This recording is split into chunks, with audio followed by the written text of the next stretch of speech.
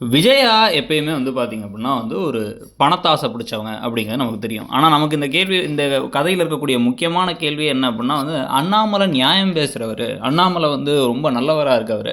இந்த மீனா அப்படிங்கிற கதாபாத்திரம் இந்த வீட்ல எல்லா வேலையும் செய்றாங்க, அவமானப்படுறாங்க. ஆனா மத்த 2 மருமகள்களும் எந்த வேலையும் செய்ய மாட்றாங்க அப்படிங்கிறத பத்தி ஒரு வார்த்தை கூட ஸ்ட்ராங்கா சொல்லாம, வேலைய பிரிச்சு செய்யுங்கம்மா அப்படின்னு சொல்லாம, இல்ல சரி எல்லாரும் சம்பாதிக்கிறீங்கல்ல, காசு குடுக்குறீங்கல்ல, கூடன்னா ஆளுக்கு ஒரு 3000, 3000 குடுங்க. ரூ.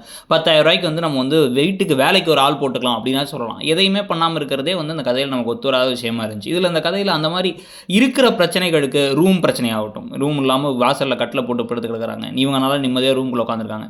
இங்க இருந்து பல பிரச்சனைகள் இருக்கு. ஆனா அந்த எந்த ஒரு தீர்வுக்கும் அண்ணாமலை ஒரு ஒரு பிரச்சனைகளுக்கும் ஒரு தீர்வு கொடுக்காம இருக்கிறது ஒரு பக்கம் கடுப்பா இருக்குன்னா, இன்னொரு பக்கம் வந்து பார்த்தீங்கன்னா, கதைய விட்டுட்டு மெயின் கதைய விட்டு எங்கெங்கேயோ கதை போயிட்டு இருக்கு. இதுல இப்ப முதல்ல வந்து பார்த்தீங்கன்னா, வித்யா அந்த அந்த முத்து மீனாவோட ஃபோன தெரியாம கீழ போட்டுர்றாங்க. அத வந்து கரெக்ட்டா வந்து அந்த பாட்டியும் தாத்தாவும் செருப்பு தைக்கும் தொழில் செய்கிறவங்க அவங்க 2 பேருமே வந்து அதை எடுத்து வச்சுருக்காங்க. அதை வந்து முத்துவோ மீனாவோ பார்க்கும்பொழுது ஒரு பிரச்சனை வரப்போகுது. ஆனால் வந்து இவங்க இப்போதைக்கு ரோஹிணி கிட்ட போய் சொல்லிடுறாங்க, வித்யா நான் கடலில் போட்டேன்ட்டு.